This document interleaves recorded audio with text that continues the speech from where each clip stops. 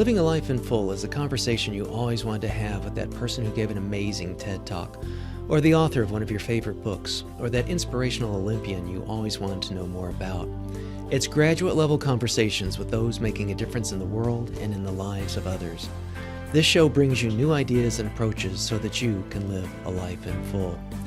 I'm your host, Dr. Chris Stout, and I hope you enjoy this episode.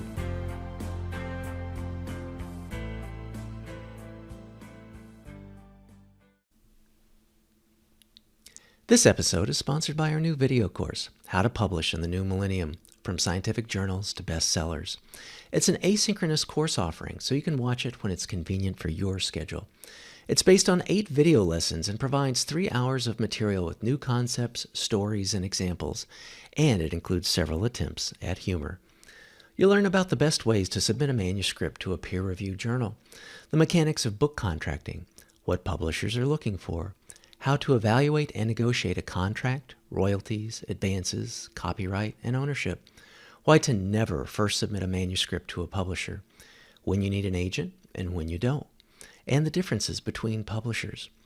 You'll learn about ebooks, print on demand, Amazon's CreateSpace and KDP programs, and other non-traditional approaches to publishing, along with how to tell if a platform is of high quality or not. We do a deep dive into marketing, how to create media kits and what goes into them, along with examples, how to create a great Amazon author page, how book signings work and how to be invited to do library talks, and the economics of both, along with developing speaking engagements, promotional tours, and being a podcast guest, as well as a number of other publicity aspects. We cover blogging and provide additional resources to help you in crafting your work and making it better. This is a rich, fun, and fact-filled course that covers everything you need to know from a practical and actionable perspective. It's for anyone wanting to get their written work into the world, be it academia, popular media, or both. Join the masterclass in getting published. To learn more, please visit tinyurl.com/gettingpublishedcourse. Thanks. Welcome to another episode of Living a Life in Full. I'm your host, Dr. Chris Stout. Extreme poverty has devastating effects on over 700 million people globally. Every year, 5.3 million children under the age of 5 die, and more than half of these deaths could have been easily prevented if they would have been fortunate enough to have been born in the United States. In 2020, the world saw global wealth surpass $400 trillion for the first time in history. Yet climate extremes and economic slowdowns led to 811 million people to go hungry, and the pandemic pushed nearly 100 million people into extreme poverty, creating a historically unprecedented increase in the number of global poor. Peter Singer has famously noted that we have an ethical obligation to use some portion of our wealth and privilege to save lives and reduce the unnecessary suffering associated with extreme poverty, defined as living on less than $1.25 a day. A decade ago, Charlie Bresler became a volunteer executive director and co-founder of The Life You Can Save, a nonprofit dedicated to reducing extreme poverty. Through his financial support and leadership, Charlie helped Peter Singer develop the organization from the ground up. The Life You Can Save's mission is to inspire more people to give effectively and end world poverty. Charlie has famously said that it's a privilege, not just a responsibility, to save lives, reduce suffering, and empower livelihoods through using the financial resources he and his wife were lucky to have, and through the hard work of helping to grow the number of donors to amazing nonprofits. Charlie is the first to say that his career has not exactly been linear. Charlie went to New York University for his undergraduate degree and received a master's degree from Harvard in social studies and education, and a second master's and PhD in psychology from Clark University. He then served as director of behavioral medicine for the California School of Professional Psychology in Fresno, where he was a full-time professor and founder of a teaching clinic for treating anxiety and stress disorders. He next became head of human resources, stores, and marketing, and ultimately president of the Men's Warehouse. Charlie now lives in Washington State with his wife Diana, a family physician, who partners in supporting The Life You Can Save. Welcome to the show, Charlie. I feel like we're kindred spirits. Well, thank you very much for having me on the show, Chris. So I know that in February last year you stepped down as executive director of The Life You Can Save, but you certainly remain on as a major donor and active board member.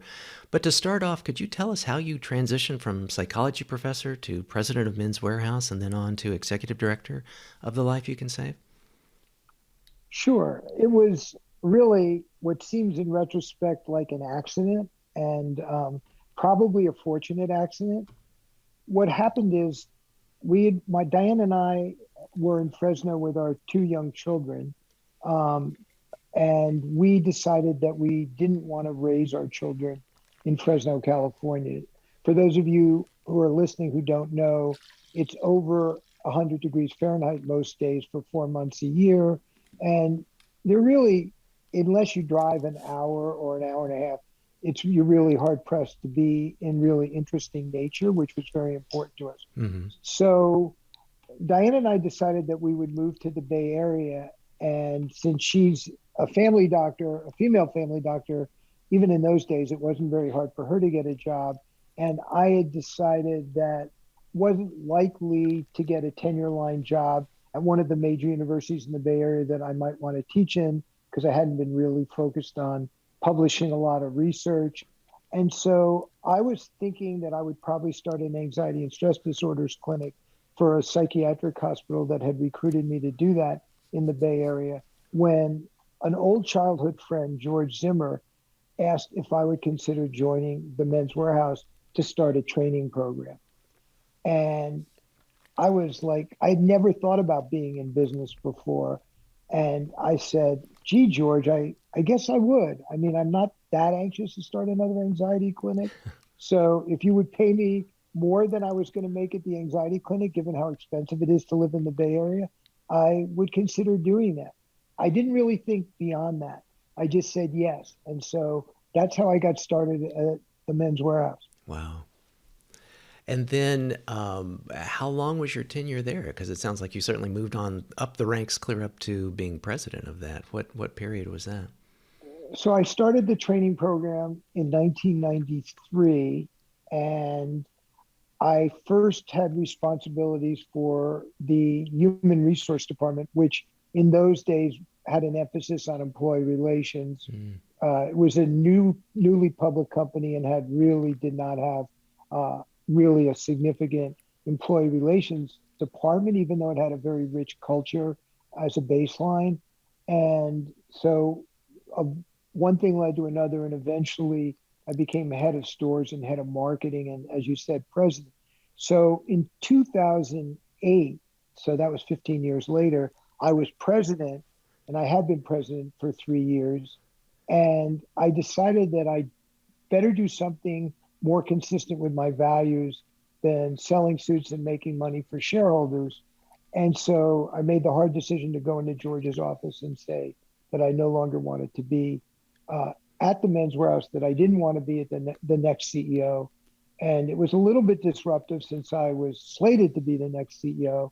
And the board and George and I worked something out, and they offered me a consulting arrangement, which I was willing to accept because I wasn't sure what I was going to do. I knew I wanted to do Sure. something socially useful. So Mm-hmm. that consulting relationship went from 2008 to about, oh, I'd say 2014 Okay. approximately. And then I stopped. So I started in 1993 and I ended completely in 2014. What is that? 21 years, Wow. something like that. What So it a was a long time. And when I started back in 1993, I really wasn't thinking beyond the first year. wow. What a run. So, is it true? I think I saw in my research that you came upon Peter Singer's work by reading one of his books on vacation. Is that right? Yeah, and I think it was in 2012. We were actually vacationing at George's house in Hawaii, Uh, and which he was very generous with, and my family was there. And I don't know why I picked it up, but I read a book by Peter called Practical Ethics, which is a pretty serious philosophy book. And then I followed up by reading The Life You Can Save, and the rest is history, as they say. Um, I was really, I guess it just precipitated some thinking on my part that it would be really nice to work with someone like Peter and to use the money that Diana and I were lucky enough to have to help develop that organization. Since stepping down at the Men's Wearhouse as president, I had worked in two part-time HR consulting things as a volunteer that were both really rewarding. I won't necessarily get into them now, but when I read Peter's book, I thought, geez, this is amazing. I really agree with so much of what he said, and I haven't done very much about any of this. So I wrote Peter an email. I'd never even heard of him before I started reading these books. And I said that Diane and I might be interested in helping develop the organization. And one thing led to another. And we had a number of conversations. And I went to see Peter's TED Talk. And that was the first time I met him in person. And we agreed to start down this path together. Wow. What was it like on that first, connection meeting with him and talking about this? Did you talk about just the ethical, philosophical aspects about it, or did it quickly segue into the mechanics of, putting things together and building the organization? Well, I'd like to say that I actually remember in detail what we talked about, but I don't. But I know that I felt really intimidated when I first met Peter. Oh, I would because too. here he Gosh. was, a world famous philosopher, and I'd taken one philosophy course as an undergraduate. I think we read Plato and Hume and Kant and Mill. Fortunately, we read Mill, so that gave me some insight into how Peter might think. And but he was such an easy guy to relate to. So we talked about our lives a bit, I think, and we talked about what it might be to start an organization. But it didn't go very deeply. But we did strike a deal very early on, and I don't know if it was during that conversation or one subsequent conversation. But I said to Peter that I wasn't looking at this stage of my life to really have a boss who was going to micromanage the operation, but that if he would agree to not micromanage the operation, I would agree to do nothing to harm his brand. And we shook hands on that. And I have to say that Peter has been perfect to work with, as have the other members of the board. And I don't think I've done anything to ruin his brand. So I think we both kept our end of the bargain. Good, but yes. I do remember being intimidated, but over the years that has completely faded away. And Peter and I and Diana have become friends. And we've hiked together in Australia. He's visited our family farm. And so, nice. Yeah, it's been really good. I wouldn't say we're super close, but I would say we're quite respectful of one another and pretty good friends. That's great. What a wonderful partnership. Well, I got, in preparation for this, the 10th anniversary edition of The Life You Can Save that Peter did, and that was kind of pivotal to you guys connecting up. And I really loved it. It was incredible to see the updates and kind of learn what was able to be accomplished in some sense, like just within 10 years of the organization. I felt one of a key argument that Peter seemed to have in both the editions is that really our money does more. Ours meaning people in the United States. Money goes further overseas. Is that kind of the basic key of Peter's thesis, or would you say something different? Well, I think absolutely the dollar using U.S. currency goes a lot further overseas because things are less expensive to get medical care. There's also needs, as you mentioned in your introduction, particularly health-related needs that just don't exist for most people in the United States. There's still obviously a group of very underserved people in the United States, in spite of whatever social safety net we have. There are homeless people, there are people with chronic psychiatric problems, there are people released from prison, all of whom could be not getting basic needs. But the basic needs that are unmet in the 735 million people before the pandemic, that number is about right. As you pointed out in your introduction, it's more now. Those people have needs that can be easily met with very inexpensive care, which we can talk more about, that just would cost dramatically more in the United States. So there's more of those people. by far in the developing world, and Mm-hmm. the cost of remedying their problems is dramatically less. And it's that combination that leads people, Peter, to advocate donating in the developing world with the help of to try to end extreme poverty, which is actually would not be that difficult to do. Yeah. Um, Well, I think the book, articulates that, in a pardon me, very persuasive way. I mean, I'm probably kind of a biased reader of it anyway. You and I spoke off mic just a smidge. I also have a nonprofit that I founded a few years back, and we focus on global health. And one of our partners is in Tanzania. And while, we all know that, treated bed nets are one of the best ways to prevent malaria, we were working with two hospitals there that there was just a really bad malaria outbreak. And it was sort of like, yeah, it would have been great to have the bed nets, but, we're now dealing with hospitalized people that are sick with malaria. And long story short, we found very quickly that rather than materials, it was better to send funds. And because we were very outcomes focused too, we found that the entire treatment protocol for those individuals at that point in time to basically save their life. We had a disproportionate number of kids also, so it just really gave them their lives and saved their lives, was 73 cents a life. And I wrote that up on LinkedIn because I was just flabbergasted by it. So, I'm a firm believer of, how much further dollars can go, with proper stewardship and proper application. So I think it's an amazing kind of, 10x or whatever else in terms if you want to look at outcomes.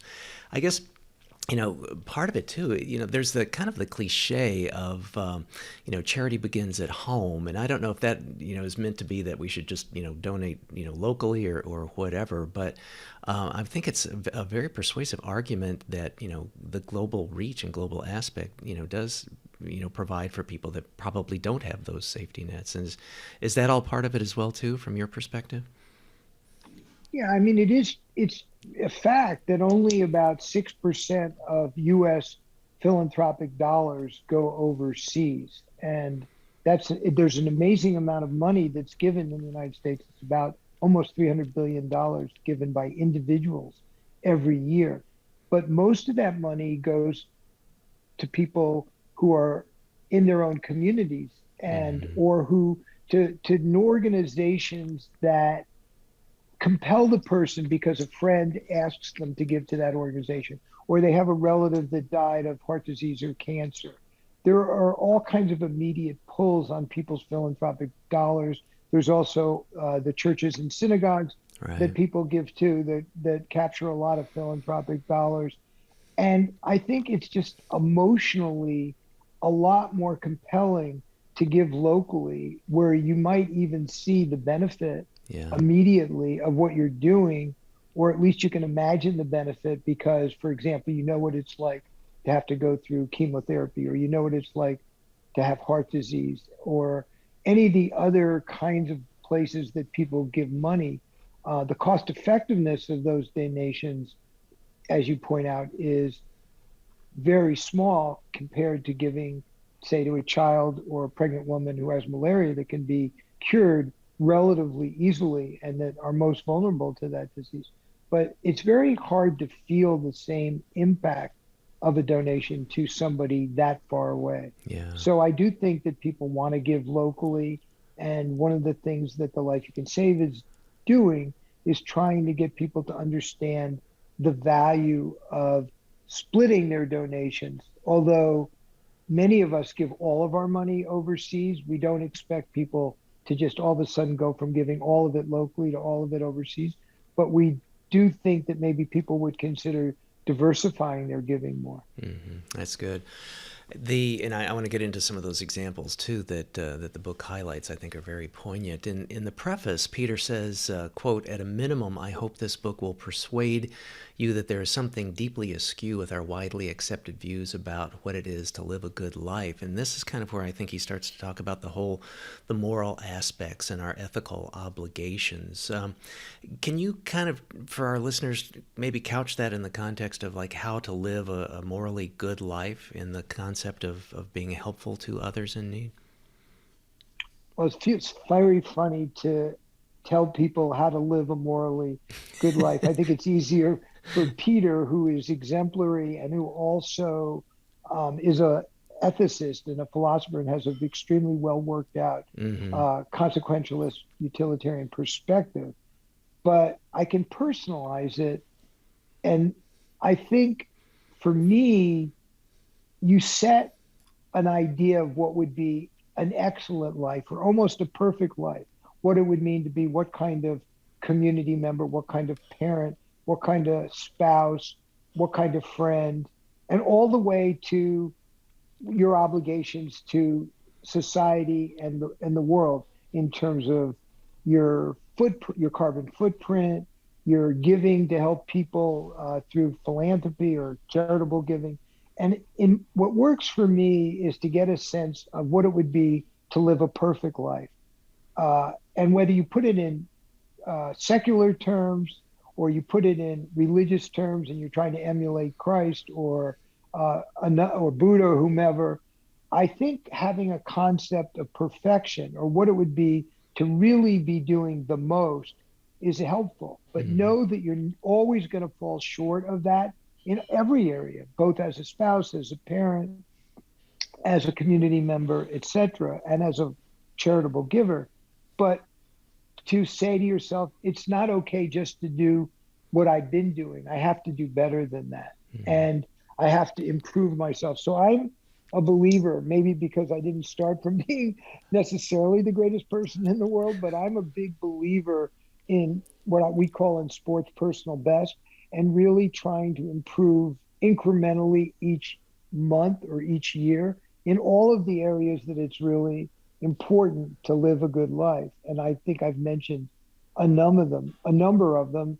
And I think giving money to the people who need the money the most is part of what is necessary to live a good life. Hmm. And I think we have to continue to give more and to give more effectively. Because I think when it comes to charitable giving, it isn't a matter of just giving more or giving 10% of your income like tithing, but I think it's taking some responsibility for making sure that where you're giving that money is going to be really effective. So all of that combines to being a really good life. And I think it ladders up from how you interact with people in your own community to everything you do for society. And it's a very big challenge to be a highly ethical person. And I think setting the challenge for oneself is a big part of doing it. Yeah.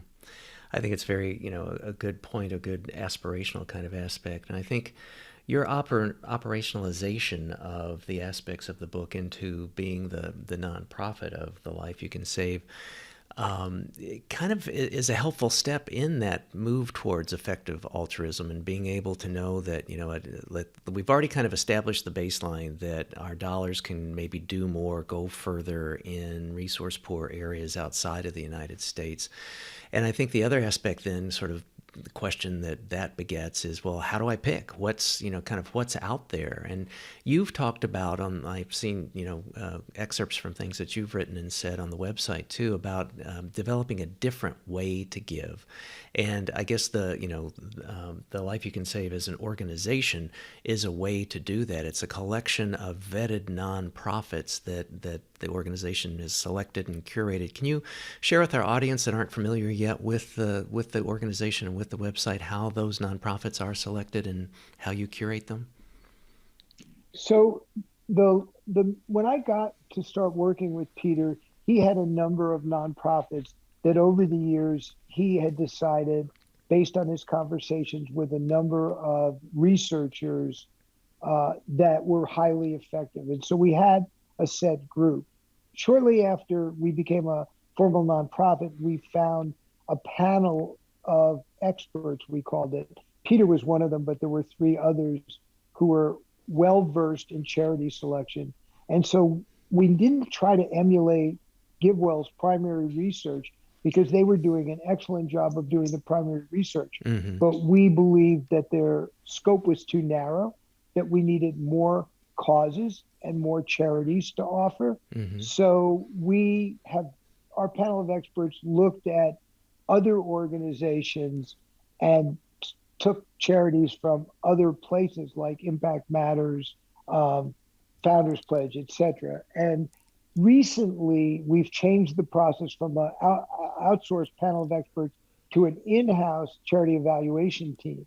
So we have somebody who came to us from the World Bank and Berkeley, a PhD from Oxford, who really understands the whole concept of charity evaluation, has done a lot of randomized controlled trials Wow. himself in Africa.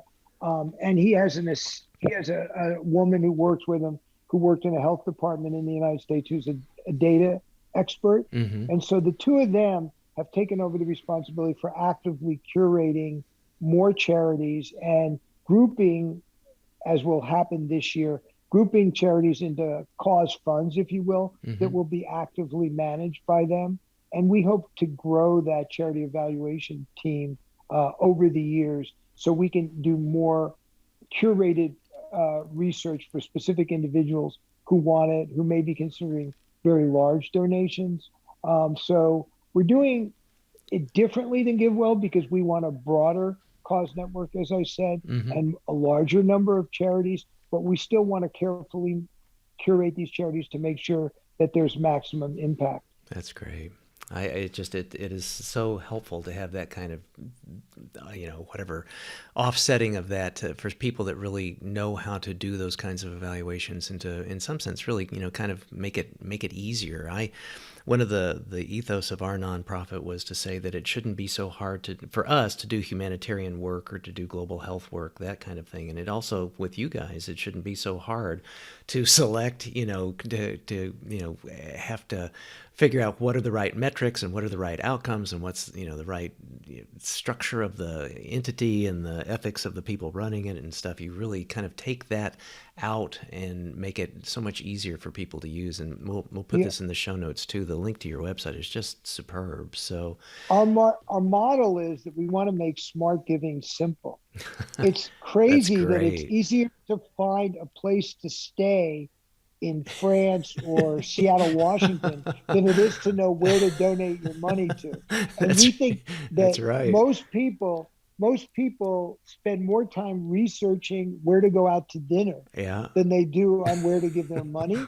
And so we figured that not everyone is going to want to spend a really long time curating nonprofits and trying to figure out where the most impact is. And so one of the purposes of the organization is to do that work for people. And if they want to dig into it more, we provide material that they can dig into it more on. And if they want to speak to somebody who has done the work, they can do that as well. But we really want to be available to very wealthy people who want to donate large amounts of money, as well as just regular folks who want to donate a little bit of money on a regular basis. I love that. So, are some of the aspects that we've been talking about, does this relate to the leverage model, or is that something different that you've talked about? The leverage model is something that really has guided giving for many of us who give to the Life You Can Save itself.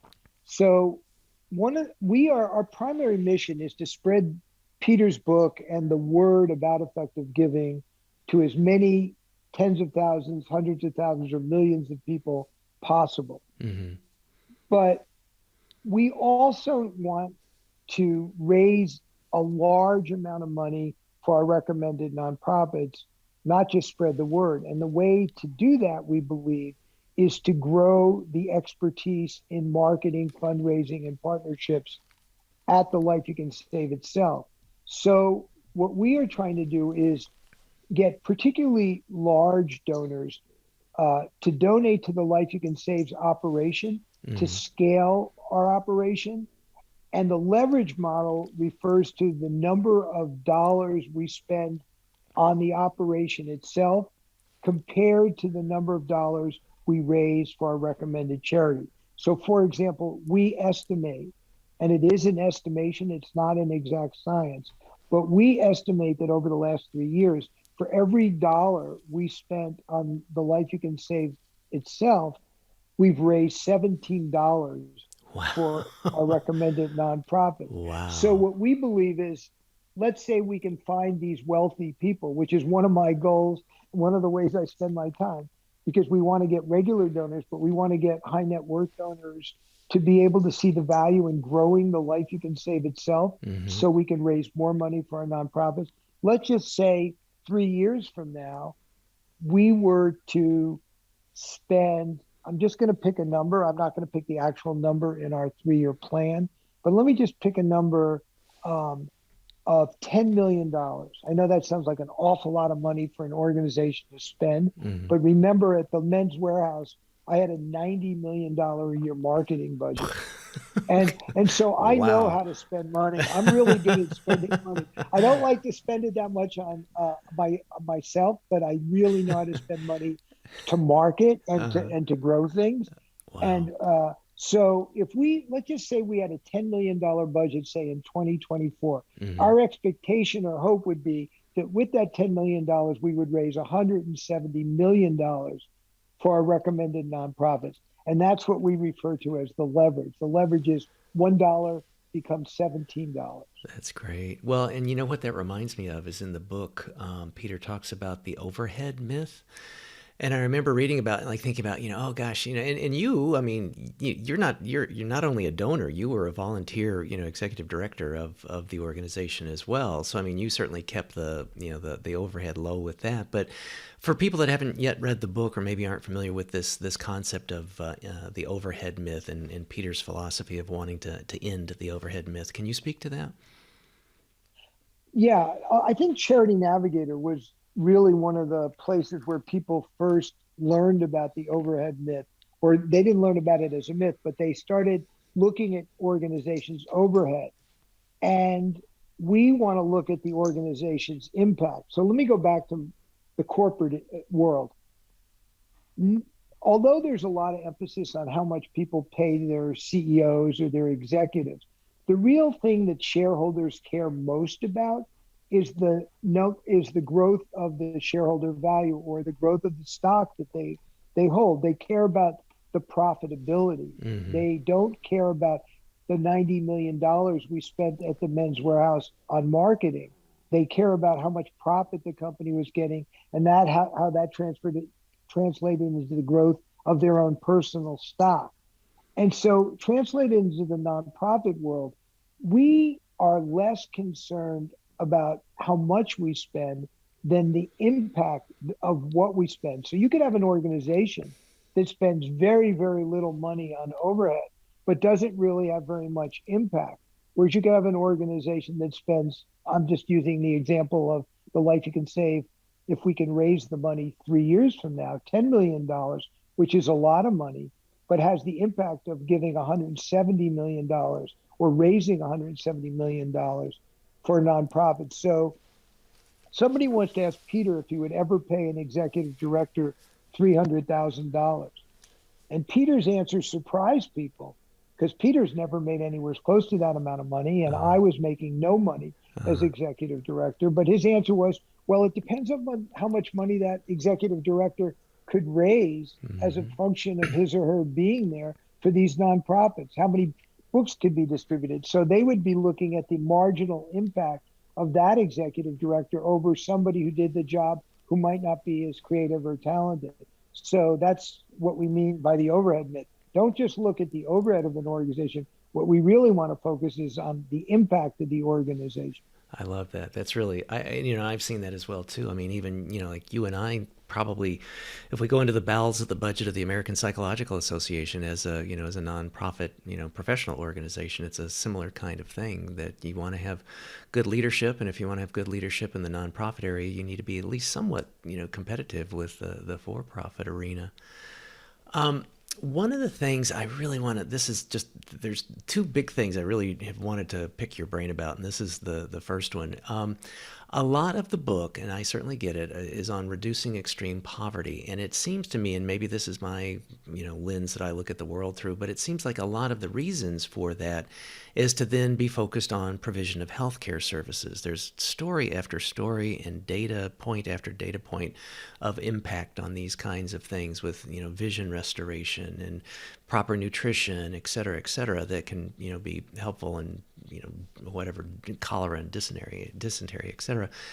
And in my work, I know that there's a lot of folks that we've worked with that are thankfully not in extreme poverty, but nevertheless are in resource poor areas and still don't have good health care regardless of affordability. There's just, they're not there. We did a project in Cambodia that just, are in rural areas, and the economics weren't an issue. It's just the access was an issue. So is it not a brand focus? Like, it almost seems to me like a lot of your work and Peter's work is on, in my head, global health rather than extreme poverty. But what are your thoughts on that? Is that just me and my jaundiced eye of looking at everything No, I through the think global health not at aspect? Or? all. I think the connection is that of these 735 million, and unfortunately now the number may be 800 million or 850 million people living in extreme poverty, there's problems with a variety of different things in their life, Mm-hmm. including nutrition and hunger. But Mm-hmm. the biggest problem they face as a result of being poor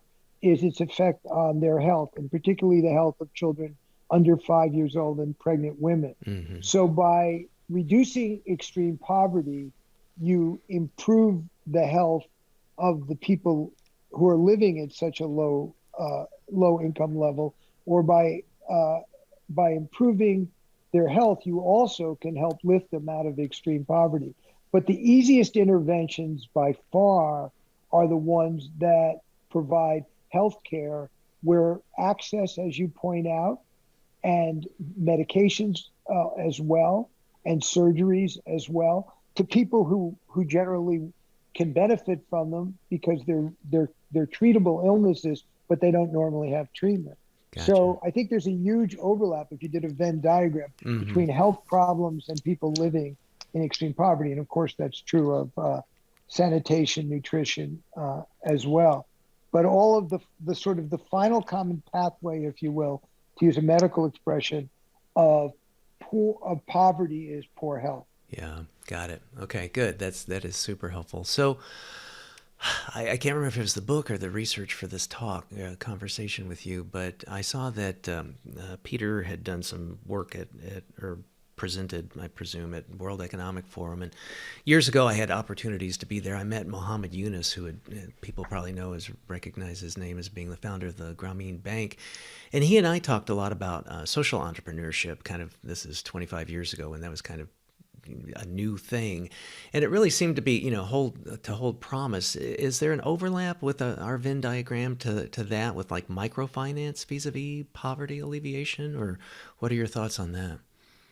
So I think even though he won the Nobel Prize, which was probably at the time well deserved for his microfinance work, I think that in my mind, and I'm not the expert on this, things have evolved in a really positive direction from microfinance to two other strategies that are more successful than microfinance. Microfinance generally has the recipient paying back the loan, but the loan has been shown to be really helpful in some cases to lift people out of poverty or near poverty. Mm-hmm. But what is going on now is really remarkable. There's an organization called Give Directly, which is one of our recommended nonprofits, and you can check it out on our website.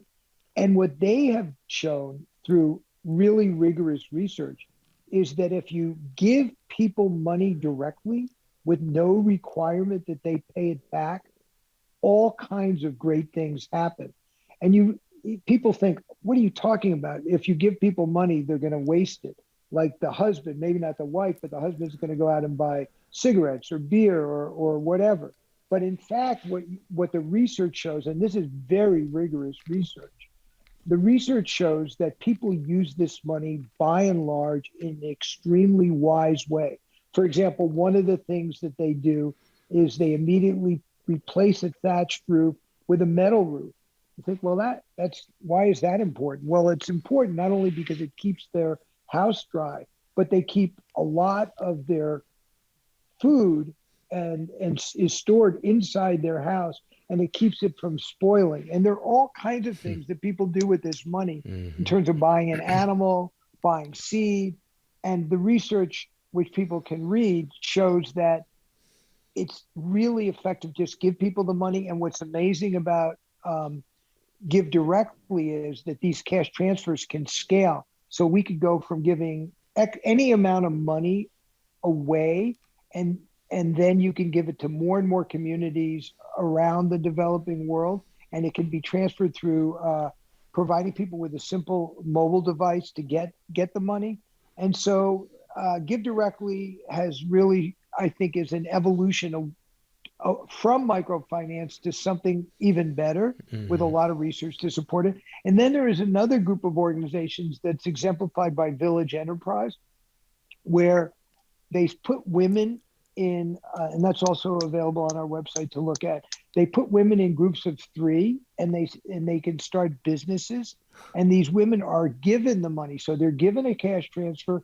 But in addition to the cash transfer, they're given training, which makes it more complicated than the Give Directly model, where you Hmm. just give people the cash. But what are called graduation programs, you give them the cash and you give them the money. And there's a tremendous body of research growing now to show that that's another really effective way at helping people escape extreme poverty. So I look at it as it went from microfinance to direct cash transfers and graduation programs. And so all three are important, but I think the research suggests that the last two, the give direct direct cash transfers and graduation programs, which are cash transfers plus education, are even more effective. That's great. It's like, the cliched aspect of giving a person a fish versus teaching them, but both, in this instance. And I like the fact that people are looking at things, because sometimes like just what you described is somewhat counterintuitive. I mean, there's lots of people that would have argued and probably did argue without the study and the data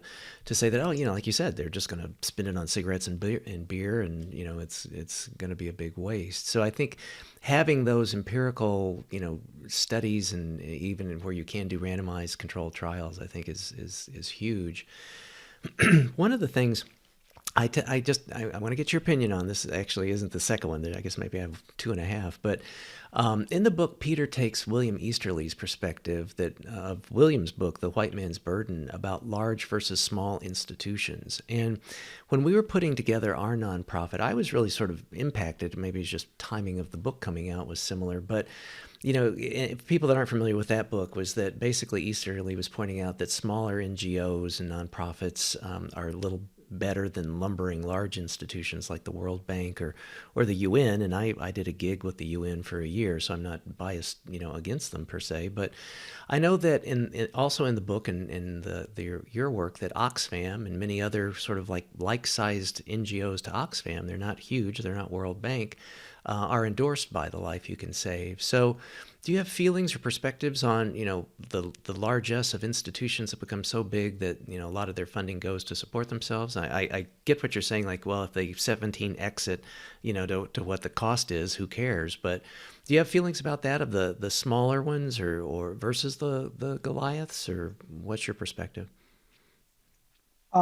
We have two of those big ones that are not as big as UNICEF, for example, but two large ones, Population Services International and Oxfam, on our list, and they are very big ones. But most of the ones that we support are significantly smaller. Personally, I feel like supporting the smaller organizations that have proven effectiveness and room for funding. In other words, they know what they're going to do with the money. And if you give it to them, they're going to use it that way. It's going to get to them, and then it's going to get to the beneficiaries. It's not going to end up in the hands of some government official or some bureaucrat or Yeah. whatever. It'll definitely get there. I think that there's something really satisfying about doing that, Yeah. which is why that Diane and I have almost exclusively in the last 9 years given all of our money to the Life You Can Save to scale, because we think we're small. We want to get big, but big means to us, we'd like to be a $20 million organization, and we'd like to be moving, 100, well, 17 times 20 million, right? Yeah. So what is that, $140 Yeah. million or more? But we still want to support an organization with that kind of leverage, or we want to support an organization where we know that if they get the money, things are going to happen and they otherwise wouldn't happen. So the marginal impact of our dollars is great. It feels less that way with Oxfam and PSI, but Hmm. because we know the operations quite well, we get the satisfaction of knowing what they're going to do with the money, and we do see real impact. But I think for most people venturing forth into this international giving, in general, they'll probably find it more satisfying to support a medium or smaller size organization. Gotcha. Charlie, you saying that makes me think this brings a whole new meaning to value investing. So maybe it should be called values investing. So I'll tell you, I wish I was as good at investing our personal resources as I have been in investing in the life you can save. That investment has paid off dramatically better than any other investment I've that's ever made. amen to that. I hear you. Well, you and I, we were talking off mic before. Like we're both trained in psychology, although you and I kind of have more of a clinical bent to what that was like back in the day. And Peter's book gives a lot of great examples in scientific studies that are kind of come more from social psychology and behavioral economics. So, can you speak to like the psychology of giving? Like what are the reasons people don't give to charity, perhaps?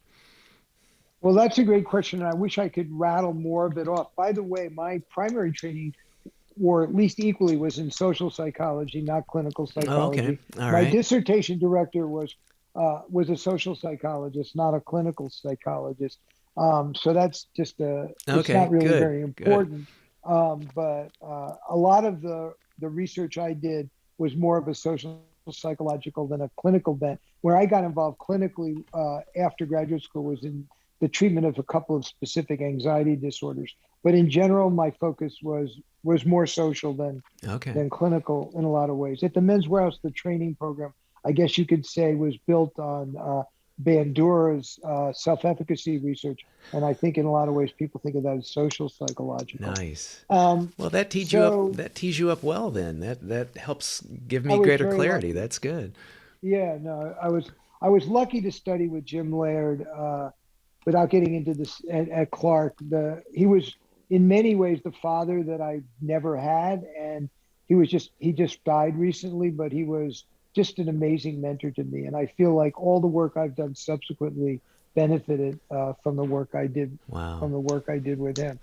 I don't consider myself to be an expert in the psychology of giving, but I can mention a few things that we know from an abundance of research. And I think the most important one that guides our work in Hmm. terms of fundraising and trying to influence people is what has been referred to as the identified victim. Mm. And I think this is gonna be intuitively obvious to people. But a woman named Deborah Small did this research at the University of Pennsylvania, and what she showed was that people are more influenced by one person dying in the developing world than hearing that Hmm. 10 million people are dying or 5 million people are dying. And so Hmm. we quote these large numbers all the time, but people can identify with one, but they can't identify with an extremely large number of people. It creates something we think of as psychological numbing. Hmm. So, or no. And so I think that's one finding that's really important um, to take into consideration. Yeah. I think another one that's really important, and this gets into a question of sometimes what's referred to as philanthropic graffiti. Uh huh. Yep. People, people, people uh, are very influenced by what other people are doing. That also, I think, is intuitive. So if I find out that my neighbors are giving X to Y charity, I might be inclined to at least give X to Y charity because I want to be doing my what's considered to be my fair share. So what's interesting is if we take the religious point of view, Jesus's, or in Judaism, I think it's called tzedakah. We Mm. take that point of view that you should be very secretive about your giving.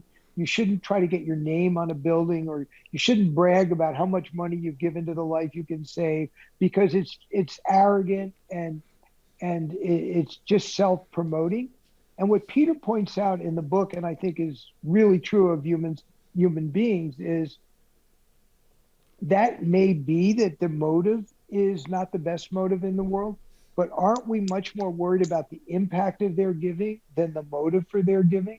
So if somebody brags like Bill Gates, he's given $29 billion because he wants to appear to be a really important person, do we really care what Bill and Melinda's motive was, which might have been really pure, by the way, but Yeah. we won't ever really know? Or do we care more of the impact that that $29 billion has had.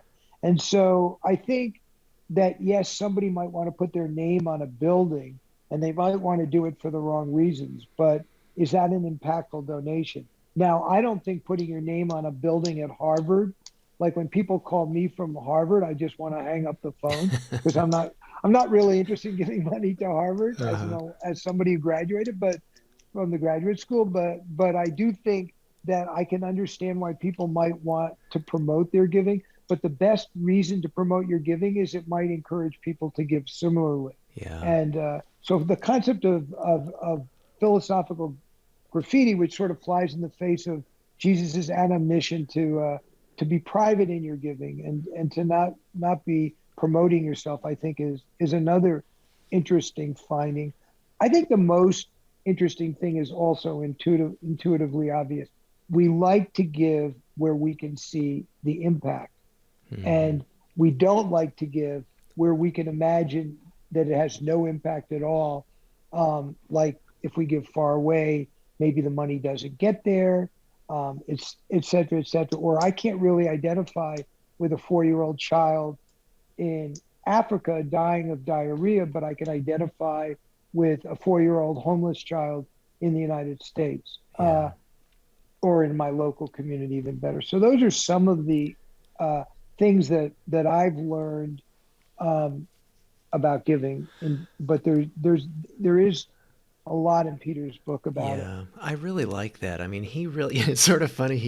He teed me up in the book of thinking, okay, well, here's all the, spending too much on C-level staff, and then Whammo says, nope, you get 10 extra dollars, so, who cares? Let's look at the value. And you think about, oh my gosh, all these narcissistic rich people, needing to put their name on everything, and then it's like, nope, Whammo, whatever impact it has, they can put whatever they want to do on it, and almost kind of to the point of like saying, an anonymous donation, while a lot of people think, that there's a group of people who think that's the way to do it because of these, maybe being, humble or whatever. But I think your point's well taken. The point in the book is well taken, that there are other advantages. People can choose to do what they want to do. The bottom line is, please help and please donate. But, these other kinds of aspects, to just not out of hand presume that they're negative just because of maybe some bias or some perspective that they may have.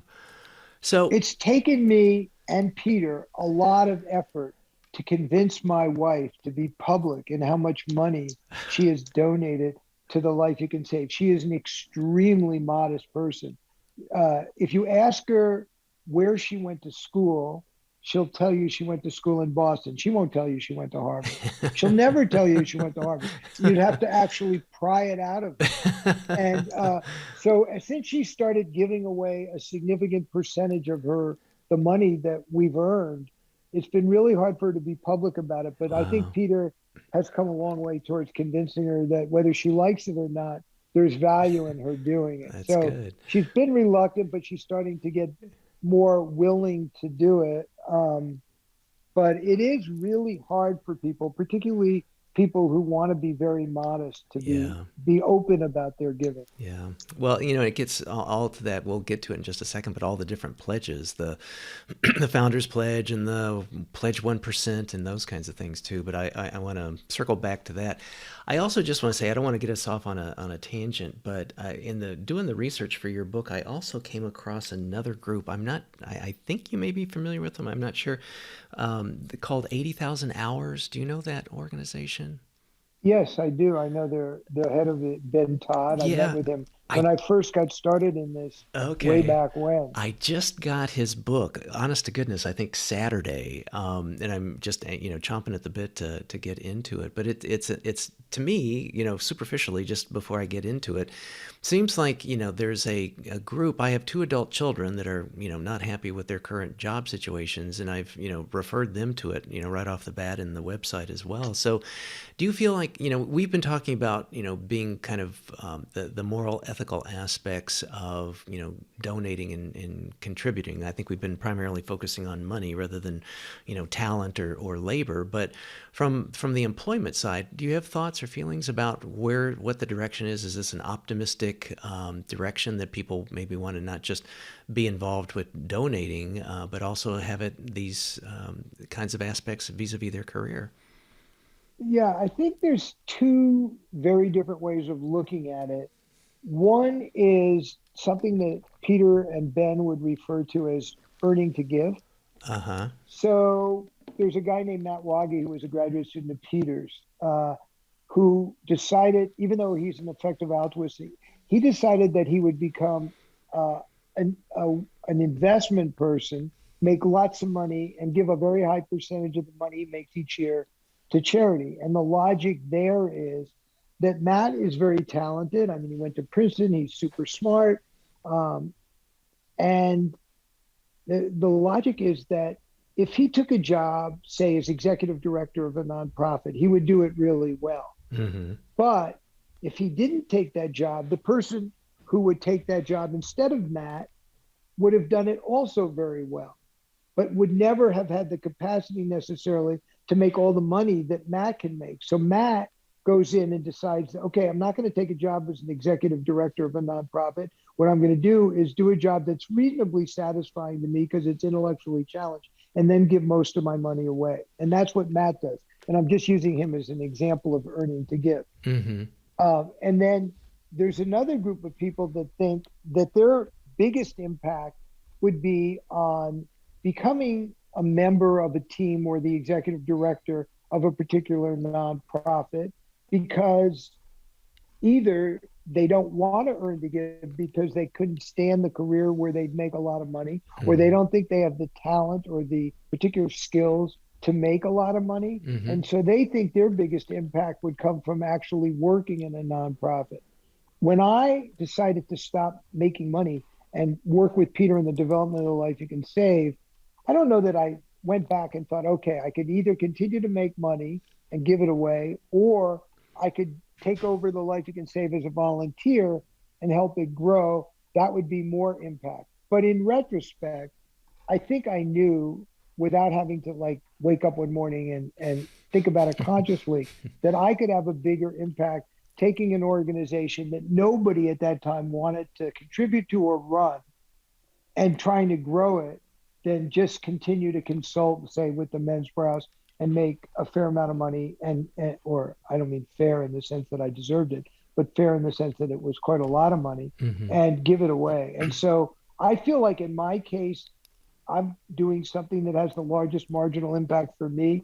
I think in Matt's case, he's probably doing something that has the largest marginal impact for him. Mm-hmm. Gotcha. So in these kinds of things, I mean, so circling back to the organization in the book of talking about smart giving and giving better, and it seems like a new word that's kind of come into the vernacular over the last few years is effective altruism, and I think that's kind of obviously what we've been talking about in the curation and the vetting and the outcomes and value and impact that they have. Peter then winds up the book, and maybe we can start to wind up our conversation too, about talking about what he calls a realistic standard. Can we kind of double click on that? Like, what are some of the ways that people can give better vis-a-vis like pledging or effective altruism or those kinds of things? What are your thoughts? Well, one of the things Peter says is that people who are well off should consider giving 5% of their income away as a starting point. He doesn't think that's sufficient. Peter gives away about a third of his annual income. He just won $1 million and he gave all of it away. Wow. Half to the Life You Can Save, Wow. $350,000 to animal welfare, and $150,000 we had people vote on where to give it. So Peter sets a very, very high standard as to what he does. But he says that at a minimum, people who have a lot of money, and by a lot of money, we mean high income, but not necessarily a lot of wealth, Mm-hmm. should give away at least 5% of that income. People who are a lot wealthier than that should give away a lot more, because For example, if you take someone like Bill Gates at the extreme or Warren Buffett, they may give away $50 billion, but they're still left. It doesn't really matter whether they're left with 1 billion or 2 billion. It's more money than their grandchildren or great grandchildren could Yeah. possibly use. Yeah. And so there's been very little sacrifice to give away that money. And I think the highest standard would be to give away the amount of money that you can, up to the point where what you give would cost you as much as the very people you're trying to help. Mm. That is the highest standard. And I don't think there are very, very few people that get to that standard. Even Peter giving away a third of his income doesn't get that to that standard. Yeah. Diane and I certainly don't get to that standard by giving away a significant chunk of our net worth, but we still don't give everything that would, or even close, that would cause us to be giving away something that's of the same value of the people that what we're giving is trying to help. That Yeah. wasn't particularly well said, but hopefully Yeah, I it's get. clear. Yeah. We have a pledge calculator. So if we say, I want to pledge every year to give away X, Y, or Z, and you put in your annual income and it spits out a number that we think would be a really good number for you to give away.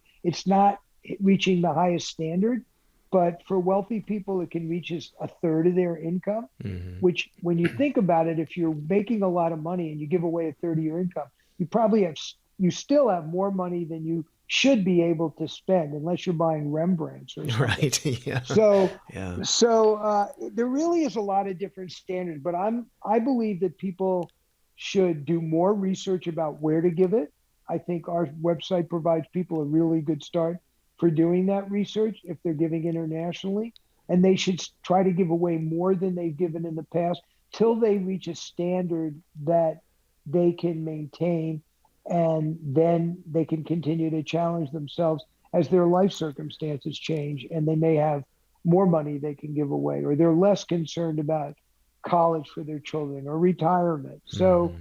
there are a lot of different factors, but I think Peter's right that people of, call it lower upper middle class or above, should easily be able to give away 5% and still not be giving away anything that is that important. Yeah, and just for people again listeners that haven't read the book yet, there's really good arguments, the philosophical as well as the economic and the math of doing all that too, and we'll put that into the show notes. Charlie, I probably because I was thinking about these kinds of things through the looking at other stuff and through the lens of that. In the February-March issue of Forbes magazine, I tore out a page. I have it right here in front of me, and it lists America's top givers. They have like a little article on philanthropy. I suppose they do this every year, and they list the top 25.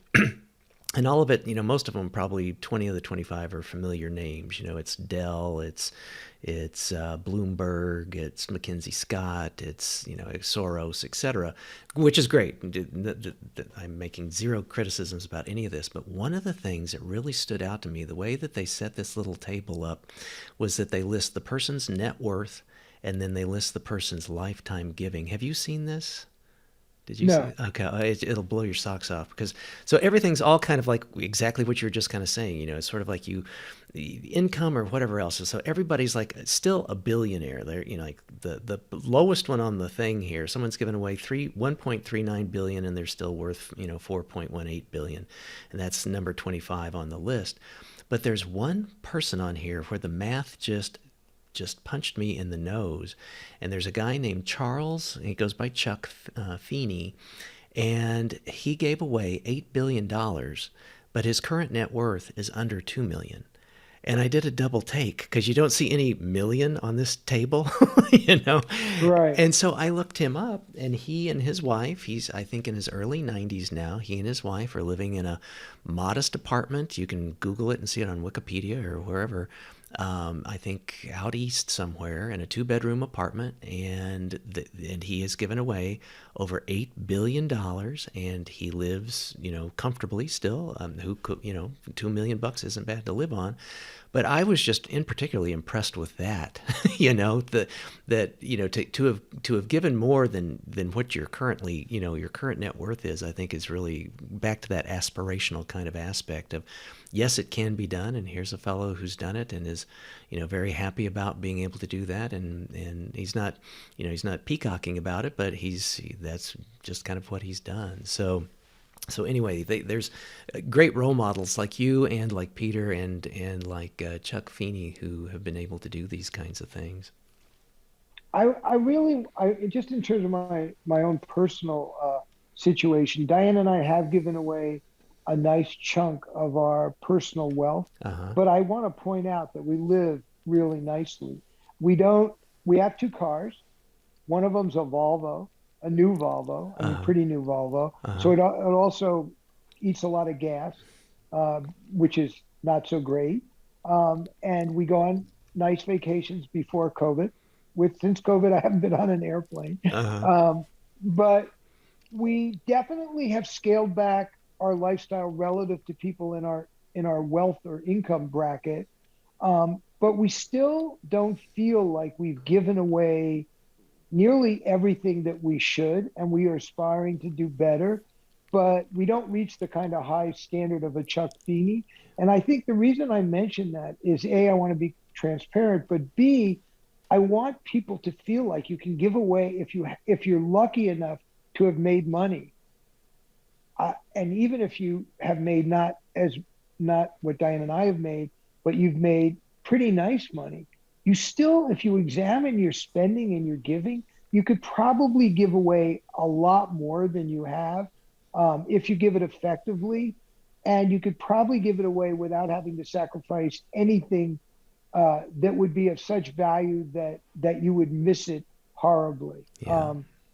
And I think I just challenge everybody to examine how they're spending money and whether they could still live really nicely, but get off the hedonic treadmill and realize more isn't necessarily better. Yeah. Here. Here.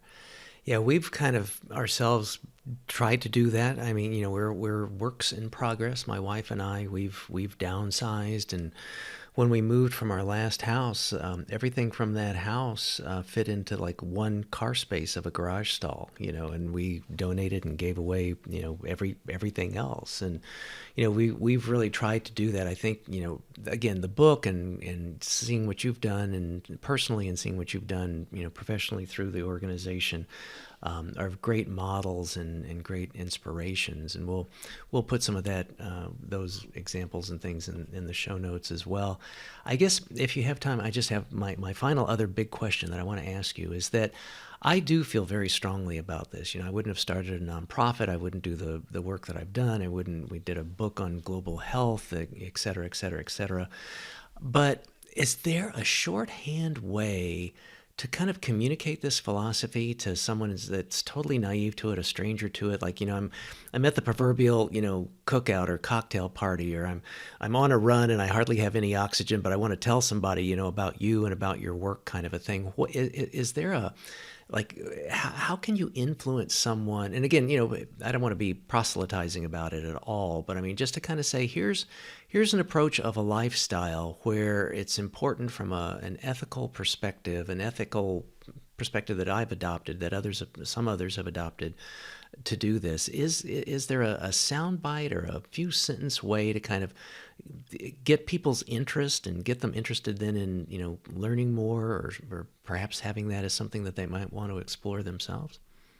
Well, I think Peter's thought experiments are really a good way to do it. So let me just share that. And then Good. you can see the girl in the pond video on our website. But imagine yourself walking by a pond and a little girl is drowning, but you're wearing an expensive suit and you're late for a meeting. Would you stop and save that girl, even though you would ruin $350 or $600 worth of clothing? And you would be late for an important meeting, would you stop and save that girl? And the answer, everybody would say, is yes. Well, those children are drowning in the developing world and are easily saved from malaria or diarrhea, or a treatable fever. And every day we're doing things and ignoring those kids in that pond. And so I think it's really important to remember that you can save those children just like you would save that child in a pond. And if you don't, it's like walking by the pond. So that's one way I would express it.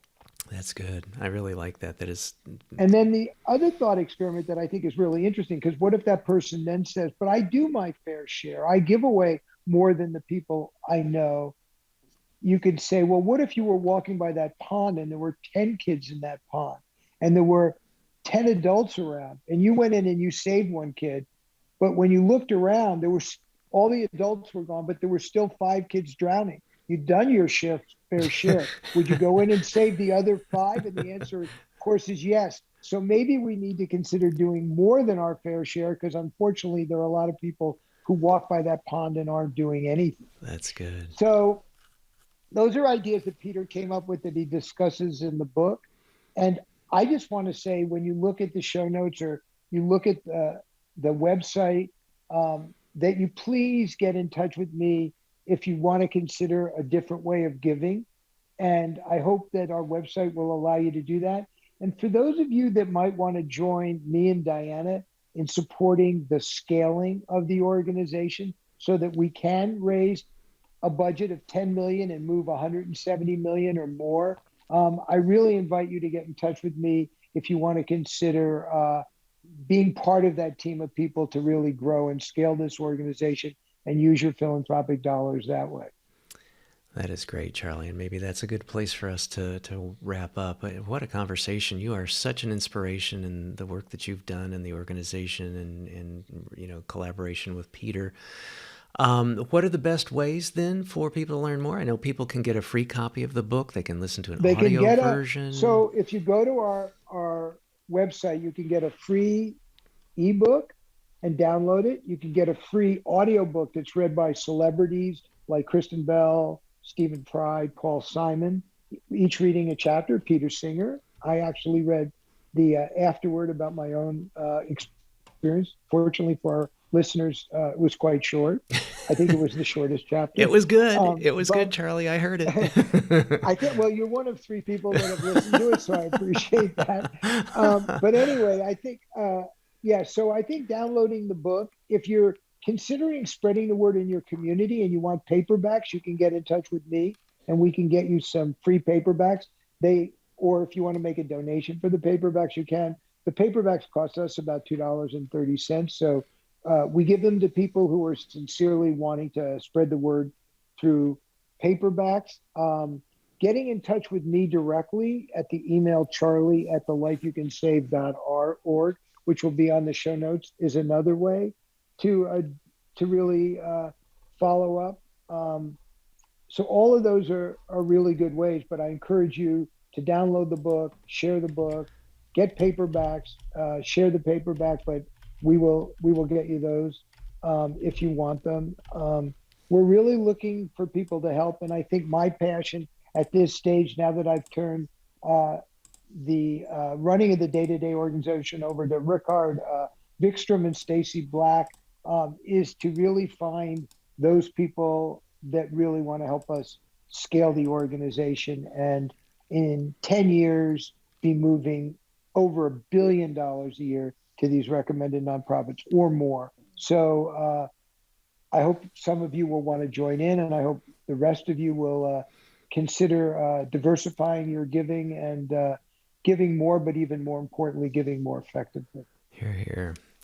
And for those that might be driving in their car, going for a run and listening to this, we'll put all of those links in the show notes, both on whatever podcast that you're listening to this on. They'll also show up with greater detail in LinkedIn and Medium as well, too. So, Charlie, my friend, gosh, I will be circling back to you myself just with our own organization. I think there might be some connections and networking and that would be great. Publicity, that we can help with. I can't thank you so much for having me on the show and giving me an opportunity to talk. And I know that you said that what I'd done or what Diana had done or Peter is exemplary, but I can assure everybody that this is very, very self-interested, because in a lot of ways, I'm just getting an opportunity at this stage of my life to finally be some of the person that I've wanted to be and really didn't live up to. So I think everyone has that opportunity to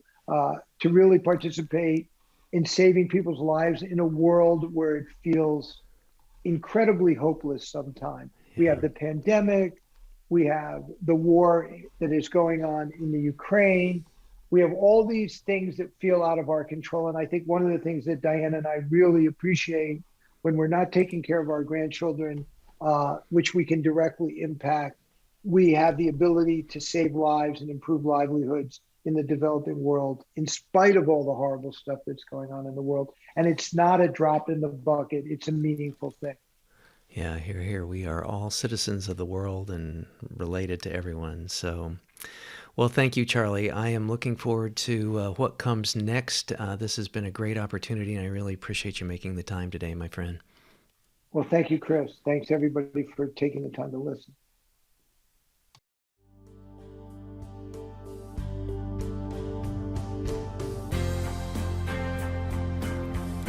Living a Life in Full is a production of Stout Media, a subsidiary of Gordian Knot, LLC.